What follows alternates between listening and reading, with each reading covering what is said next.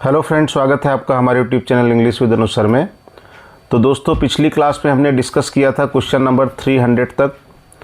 दोस्तों, top 400 questions की series चल रही है विलियम शेक्सपियर की, और मैंने आपसे कहा था कि इन क्वेश्चंस के बाहर क्वेश्चन आपको नहीं देखने को मिलेगा। तो आज की क्लास में हम डिस्कस करेंगे क्वेश्चन नंबर 301 से 325 तक। तो चलिए स्टार्ट करते हैं। Question number 301 is on your screen. Cowards die many times before their death. The valiant never taste of death but once. These lines have been taken from. बहुत अच्छी line दोस्तों हैं। कहते हैं कि कायर अपनी मौत से पहले कई बार मरता है, जबकि बहादुर कौन है? बहादुर केवल मौत का स्वाद एक बार चखता है। तो दोस्तों, ये जूलियस सीजर की बहुत अच्छी लाइन है। Cowards die many times before their death. The valiant never taste of death but once. तो option number B is the right answer. Very nice question and important question. See the explanation। दोस्तों, हम हर question का explanation ज़रूर देखेंगे और patience बनाए रखिएगा। आप सिलेक्शन के लिए पढ़ रहे हैं, इसलिए ज़्यादा से ज़्यादा डेटा आपके पास होना चाहिए। Caesar speaks the above lines to California.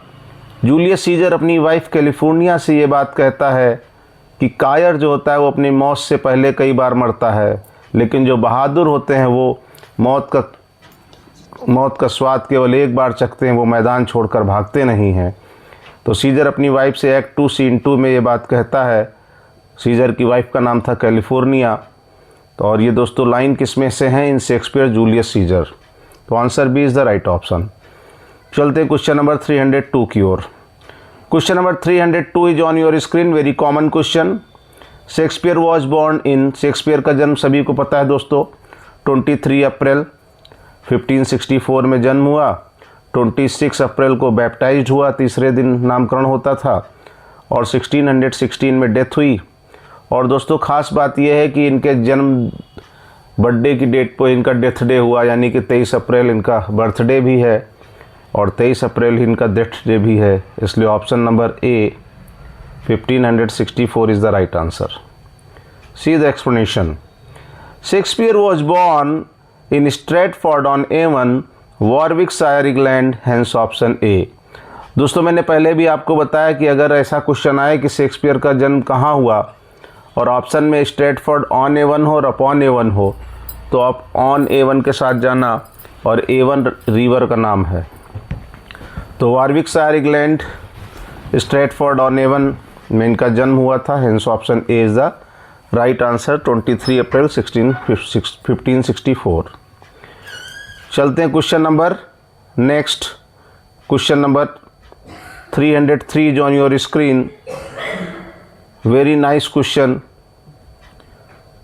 The fault dear Brutus is not in our stars but in our selves that we are underlings. Cassius made this remark before Brutus because. दोस्तों, Cassius ये line Brutus से कहता है कि the fault dear Brutus is not in our star, की Brutus गलती हमारे सितारों में नहीं है, बट इन आवर सेल्स, बल्कि हमारी है, दैट वी आर अंडरलिंग्स, की हम इन सितारों के नीचे हैं। तो दोस्तों, जूलियस सीजर की ये बात है। अब Cassius made this remark before Brutus, Cassius Brutus के सामने ये रिमार्क क्यों कहता है? क्यों कहता है बताइए। ऑप्शन, करेक्ट ऑप्शन बताइए दोस्तों, क्या होगा? करेक्ट आंसर बताइए सभी लोग जल्दी से कमेंट बॉक्स में। He loves Brutus and wanted to see him on the top. He hates Brutus and wanted to kill him. He hates Caesar and wanted to kill him. He was jealous of growing power of Caesar and wanted to incite him against Caesar. So option कौन सा? D होगा ना? कौन सा होगा बताइए आप लोग। 303 का कौन सा ऑप्शन होगा? Option number D is the right answer, क्योंकि उसे जेलस था, सीजर की बढ़ती पावर से उसे ईर्ष्या होती थी, और इसलिए वो भड़काता रहता था ब्रूटस को सीजर के खिलाफ। क्वेश्चन नंबर 303 का एक्सप्लेनेशन देख लीजिए। This extract is taken from act first scene 2 से ये बात ली गई है। लाइन 140-41 140-41वीं लाइन है ये of Shakespeare's Julius Caesar, in which Cassius being jealous of Caesar's growing power, Cassius Julius Caesar की बढ़ती हुई शक्ति को देखकर उसे ईर्ष्या करता है, is trying to persuade and incite Brutus to kill Caesar, और ब्रूटस को वो भड़काने का प्रयास करता है, उसे राजी करने का प्रयास करता है, अपनी ओर मिलाने का प्रयास करता है और जूलियस सीजर के प्रति षड्यंत्र करता है। तो option number D is right option. Question number 304 is on your screen. Question number 304, चलिए आंसर करिए 304। तो बताइए दोस्तों question number 304, recollect Romeo and Juliet and state the meaning of my life is my foe's डेफ्ट। मेरा जीवन मेरे दुश्मन का कर्ज है। बताओ रोमियो एंड जूलियट में ये लाइन किसने कही और इसका क्या मतलब है। Recollect Romeo and Juliet and state the meaning of my life is my force डेब्ट। मेरा जीवन मेरे दुश्मन का कर्जदार है। तो ऑप्शन नंबर क्या हो जाएगा करेक्ट आंसर दोस्तों, बताइए कमेंट बॉक्स में जल्दी। Option number C, that he loved Juliet. Romeo Juliet से प्यार करता था। Who was the daughter of the enemy of his family, और जूलियट रोमियो के दुश्मन परिवार की बेटी थी। तो इसीलिए वो कहता है कि my life is my foe's डेप्ट, यानी मेरा जीवन कौन है, मेरा जीवन तो जूलियट है लेकिन वो बेटी है दुश्मन परिवार की। तो इसीलिए कहता है कि my life is my force debts, मेरा जीवन मेरे दुश्मन का, शत्रु का कर्जदार है। तो option number C is the right option. चलिए चलते हैं एक्सप्लेनेशन की ओर। In act first scene 5 of Shakespeare's Romeo and Juliet, Romeo says the above line when he comes to know that Juliet is a Capulet.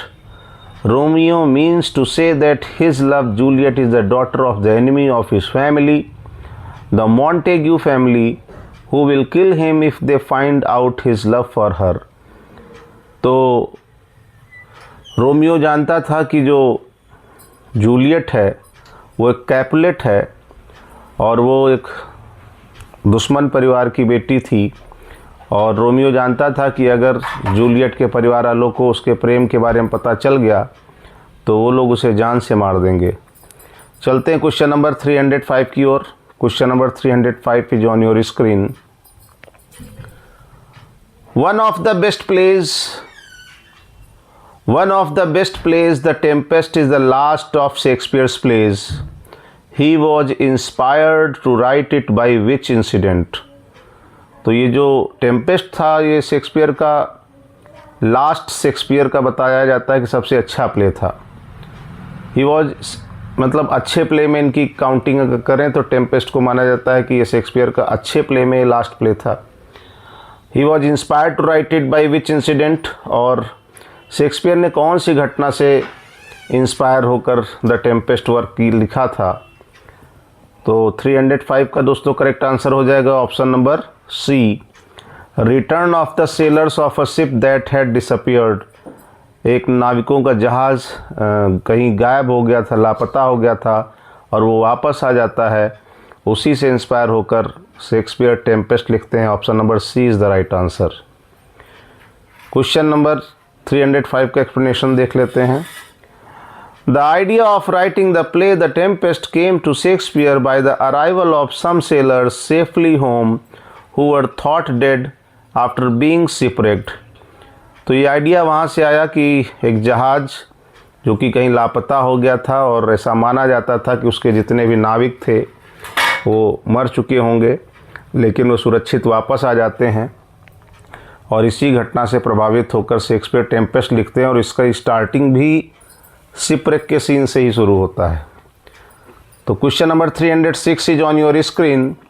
What is the year of death of Shakespeare. अभी मैंने थोड़ी देर पहले बताया 23 April 1564 में जन्म और 23 अप्रैल 1616 1616 में death. तो option number B is the right option. 1616 is the right answer. See the explanation. Shakespeare died on 23rd April 1616 after 3 days of death he was baptized on 26 अप्रैल। तो दोस्तों डेथ के बाद कैसे कोई बैप्टाइज होगा? यहाँ आफ्टर 3 days ऑफ बर्थ होना चाहिए, क्योंकि मरने के बाद बैप्टाइज कैसे होगा? तो यहाँ क्या होना चाहिए? यहाँ पर होना चाहिए आफ्टर 3 days ऑफ बर्थ, यानी जन्म के 3 दिन बाद वो उसका नामकरण हुआ था। बैप्टाइज का मतलब होता है नामकरण। तो 23 अप्रैल 1564 में उसका जन्म हुआ और 26 अप्रैल 1564 में उसका नामकरण हुआ और 23 अप्रैल 1616 में उसकी डेथ हुई। तो 23 अप्रैल 1564 जन्म, 26 अप्रैल 1564 नामकरण और 23 अप्रैल 1616 1616 में डेथ। तो option number B 1616 is the right answer. Question number 307 is on your screen. Shakespeare's the Merchant of Venice was produced in. तो शेक्सपियर का मर्चेंट ऑफ वेनिस दोस्तों कब प्रोड्यूस हुआ? 307 का आंसर करिए कमेंट बॉक्स में। तो करेक्ट आंसर क्या हो जाएगा दोस्तों? 1598 is the right answer. 1598 is the right answer. See the explanation. Shakespeare's The Merchant of Venice was registered into the Stationers' Register on 22 July 1598 and the first quarto edition was published in 1600. Hence option number B is correct. दोस्तों ध्यान रखिएगा, quarto addition और folio addition में difference है। पहला quarto addition आया 1600 में और पहला फोलियो फर्स्ट फोलियो आया 1623 में। सेकेंड फोलियो आया 1632 में। 23 का उल्टा कर दो।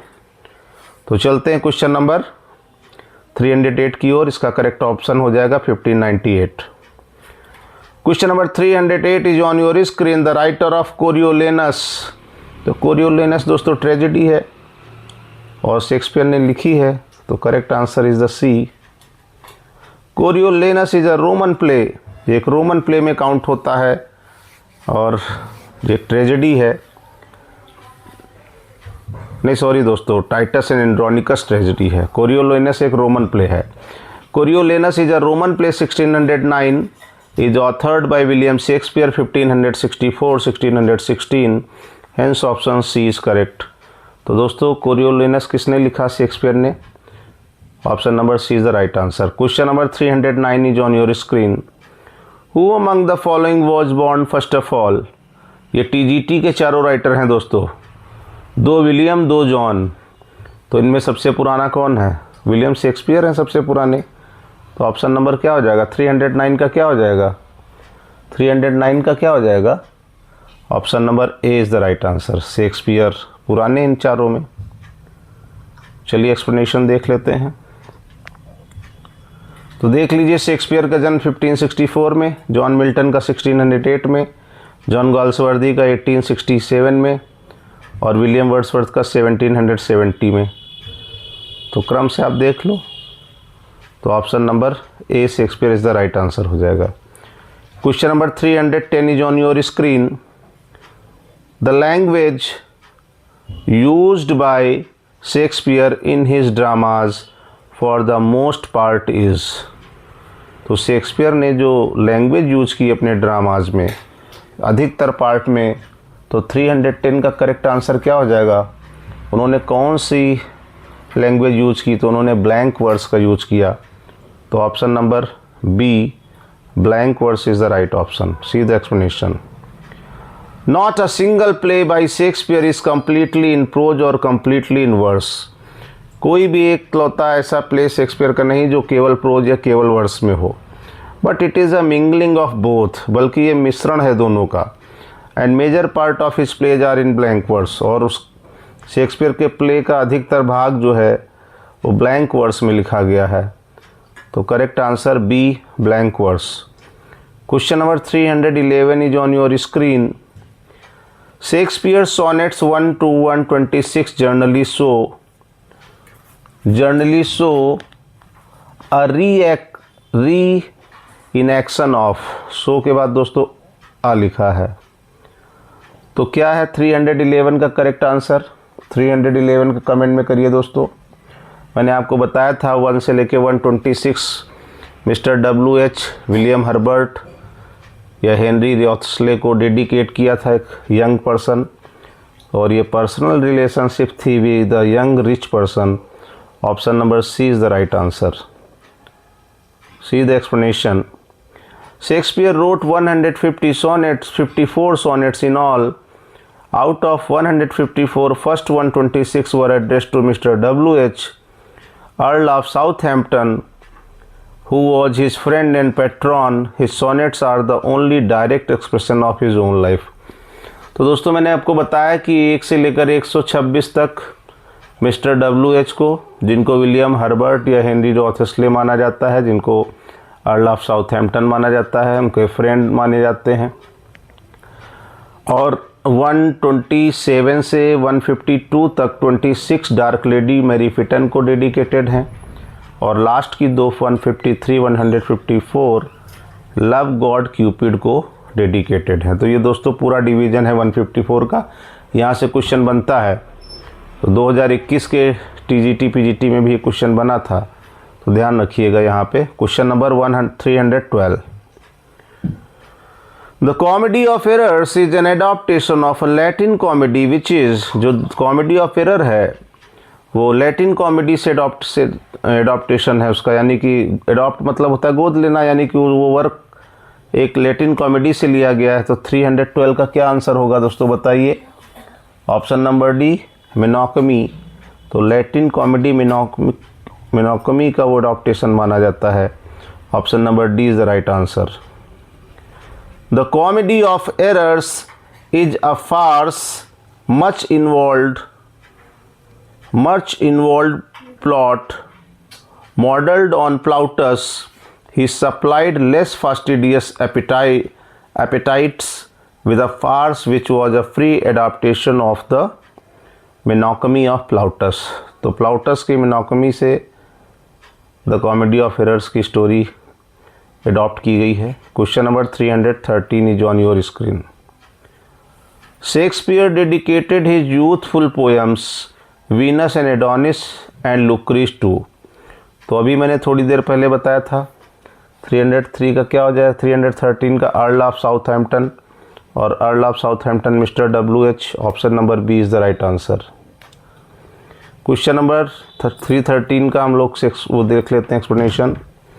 Shakespeare dedicated his poems Venus and Adonis 1593 1593 6 line stanza में लिखी गई, एंड रेप ऑफ ल्यूक्रीस लिखी गई 1594 में 7 लाइन स्टेंजा में, जिसको राइम रॉयल भी कहा जाता है। along with his first 126 sonnets to Earl of Southampton, whose identity is mystery till now। Mystery तो है दोस्तों, लेकिन मिस्टर WH, जिनको विलियम हर्बर्ट या हेनरी रॉथस्ले माना जाता है, तो आपको ऑप्शन नंबर बी यहाँ पे टिक करना है। Option number B, the Earl of Southampton is the right answer. Question number 314 is on your screen. Julius Caesar falls in point of time between. तो जूलियस सीजर को समय के साथ किस कैटेगरी का माना जा रहा है, तो 314 का आंसर करिए दोस्तों कमेंट बॉक्स में। तो जूलियस सीजर को दोस्तों हिस्ट्री प्ले भी माना जाता है और ट्रेजेडी भी माना जाता है। तो option number C, the histories and tragedies is the right answer.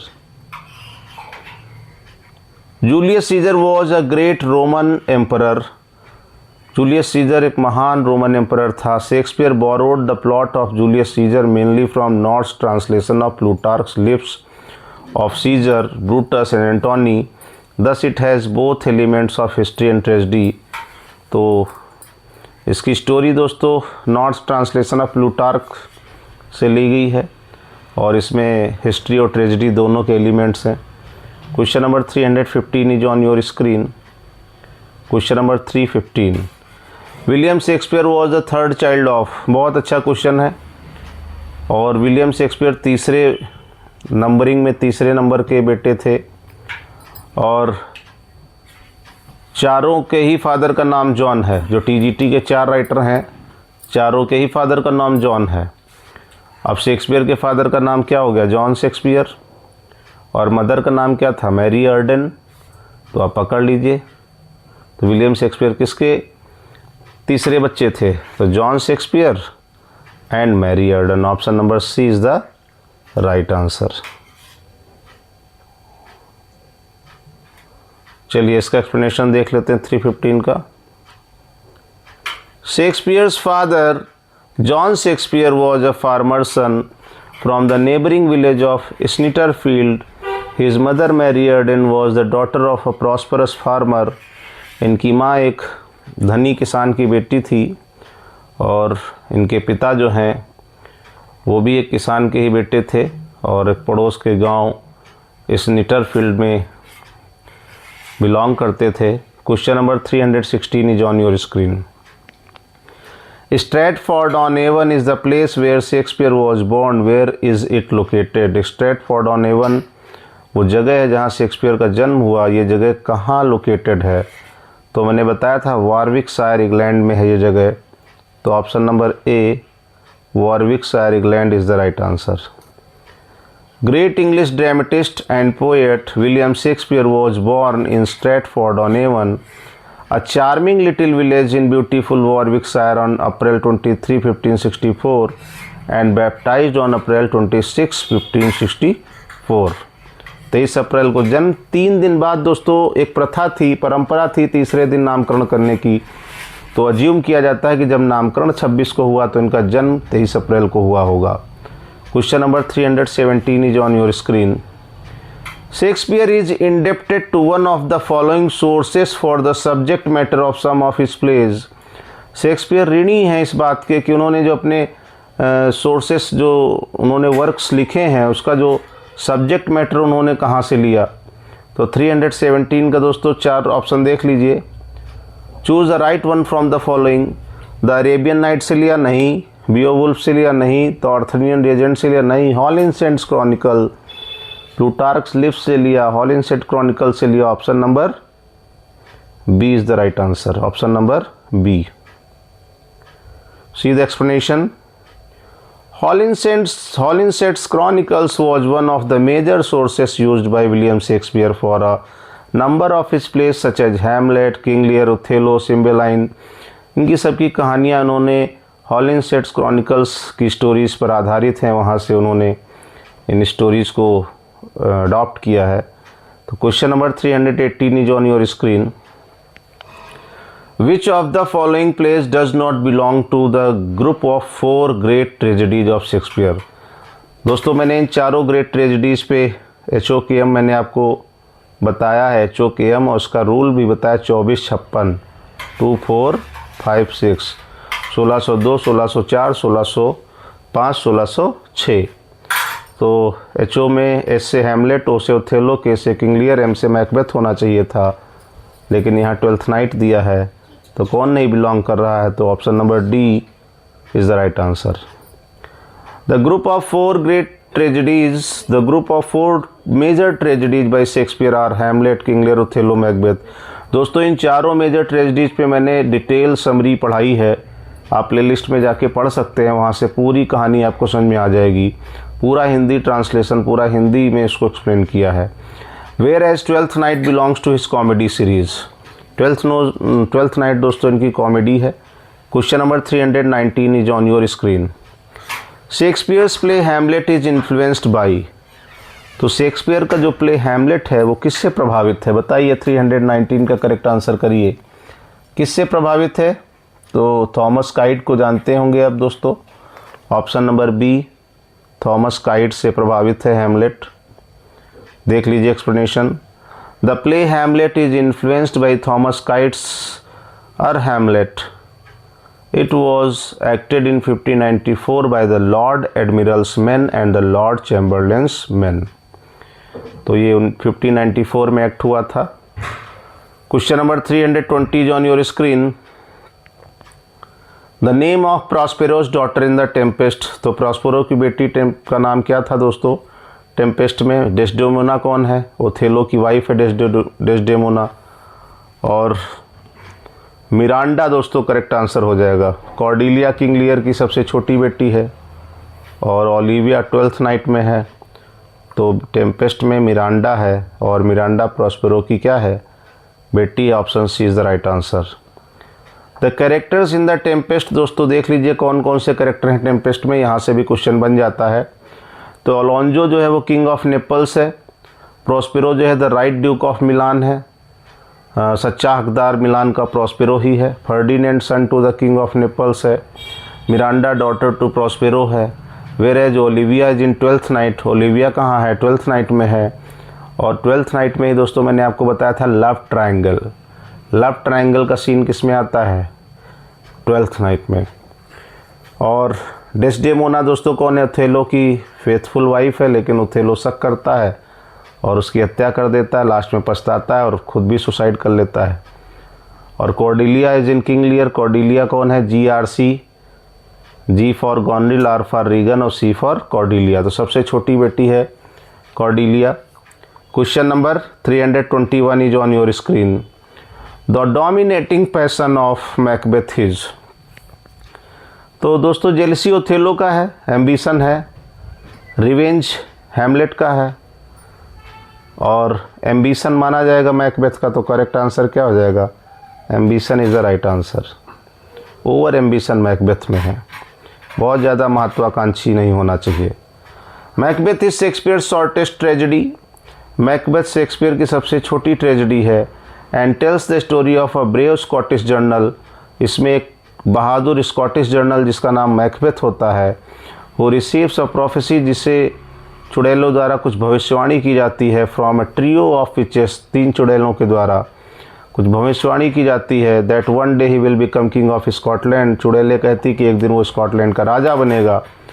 Consumed by ambition, और अपनी इस महत्वाकांक्षा से प्रेरित होकर, and spurred to action by his wife, और उसकी वाइफ लेडी मैकबेथ उसको एनकरेज करती है, उसको बढ़ावा देती है कि वो अपने लक्ष्य में आगे बढ़े। और मैकबेथ मर्डर्स किंग डंकन, और वो स्कॉटलैंड के राजा किंग डंकन की हत्या कर देता है। And takes the throne for himself, और खुद राजा बन जाता है। और जब वो हत्या कर देता है किंग डंकन की, तो उसके दोनों बेटे मेलकॉम और डोनाल्बेन वो वहाँ से भाग जाते हैं कि ऐसा ना हो कहीं हमारा भी यही हाल हो। क्वेश्चन नंबर 322 की ओर चलते हैं दोस्तों, हम लोग इसमें 325 तक करेंगे। Question number 322 is on your screen. In Twelfth Night Olivia is over head and years in love with, बहुत अच्छा क्वेश्चन है दोस्तों, बताइए 322 का 322 क्या आंसर हो जाएगा। इन Twelfth Night Olivia is over head and years in love with, तो ओलिविया को किससे प्यार है, ओलिविया को दोस्तों प्यार है वायला से, जो सिजेरियो के भेष में रहती है। तो ऑप्शन नंबर क्या हो जाएगा, डी। ड्यूक ओरिजिनो को प्यार किससे है, ओलिविया से है। वायला को प्यार किससे है, ड्यूक ओरिजिनो से है। और ओलिविया प्यार किससे करने लगती है, सिजेरियो से, जो कि वायला होती है, महिला होती है, लेकिन सिजेरियो नामक पुरुष के भेष में रहती है। तो option number C is the right answer, sorry option number D, Viola disguised as Cesario. Olivia falls in love with Cesario, Olivia Cesario के प्रेम में पड़ जाती है, जबकि वास्तव में वो महिला होती है, Viola. Very quickly and decides that despite her previous declaration of mourning she will marry him, और चूँकि ओलिविया ने कसम ली थी, शपथ ली थी कि वो 7 सालों तक किसी से नहीं मिलेगी, और जब वो सिजेरियो से मिलती है तो उससे प्रेम हो जाता है, और इस तरह से एक लव ट्रायंगल बनता है ट्वेल्थ नाइट में। ड्यूक ओरिजिनो जो ओलिविया से प्यार करता है, ओलिविया सिजेरियो से प्यार करती है, और वायला किससे प्यार करती है, वायला प्यार करती है ड्यूक ओरिजिनो से। तो क्वेश्चन नंबर 323 की ओर चलते हैं, बहुत अच्छा क्वेश्चन है। Shylock is a character in, इससे आसान क्वेश्चन तो धरती पे है ही नहीं। शाइलॉक का करेक्टर कहाँ है, द मर्चेंट ऑफ वेनिस में है। Antonio, Bassanio, Portia, option number B is the right answer. Shylock is a fictional character in Shakespeare's play the Merchant of Venice, a Venetian Jewish money lender. Shylock is the play's principal antagonist, ये villain है इस play का। His defeat and conversion to Christianity forms the climax of the story, उसकी पराजय और उसका juice यहूदी से उसका क्रिश्चियन धर्म में परिवर्तन, और ऐसा उसे क्यों करना पड़ता है, वो अपने ही जाल में फंस जाता है, जो 1 पाउंड फ्लेश मांगता है वो। और फिर पोर्सिया कहती है कि तुम फ्लैश तो ले सकते हो लेकिन एक भी ड्रॉप ब्लड नहीं बहना चाहिए। तो दोस्तों यहाँ पे करेक्ट आंसर क्या हो जाएगा? The Merchant of Venice. Question number 324, इसके बाद दोस्तों लास्ट क्वेश्चन इस क्लास का। Who said it, how poor are they that have not patience. बहुत अच्छी लाइन है दोस्तों। What wound did ever heal but by degrees. तो इसमें ये लाइन किसने कही कि वो बड़े बेचारे लोग हैं जिनमें धैर्य नहीं होता है। What wound did ever heal but by degrees.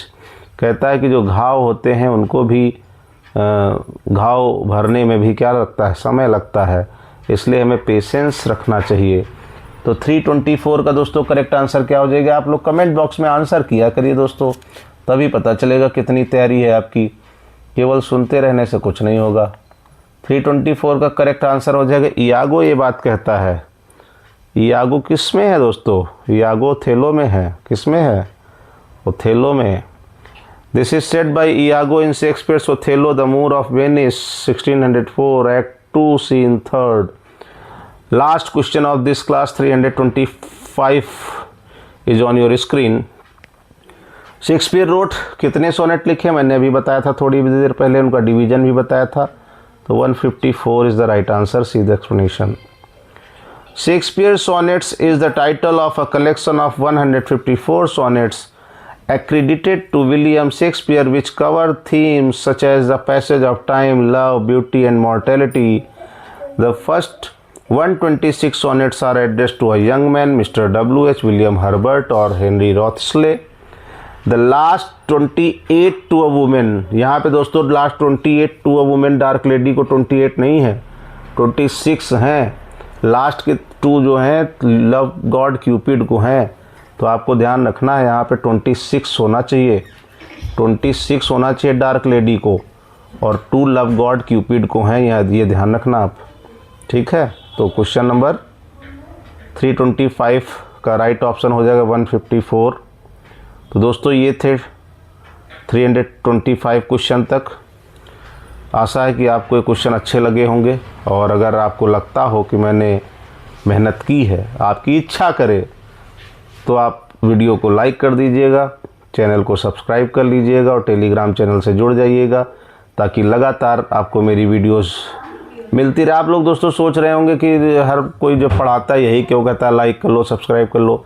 इसका कारण मैं बता दे रहा हूँ। इसका कारण ये है कि जब आप सब्सक्राइब कर लेंगे तो जो मेरी वीडियो होगी वो आपके पास आ जाएगी, और इसीलिए हर कोई कहता है कि वीडियो को, चैनल को सब्सक्राइब कर लीजिए, वीडियो को लाइक कर दीजिए। चलिए मिलते हैं दोस्तों नेक्स्ट क्लास में। Thank you very much.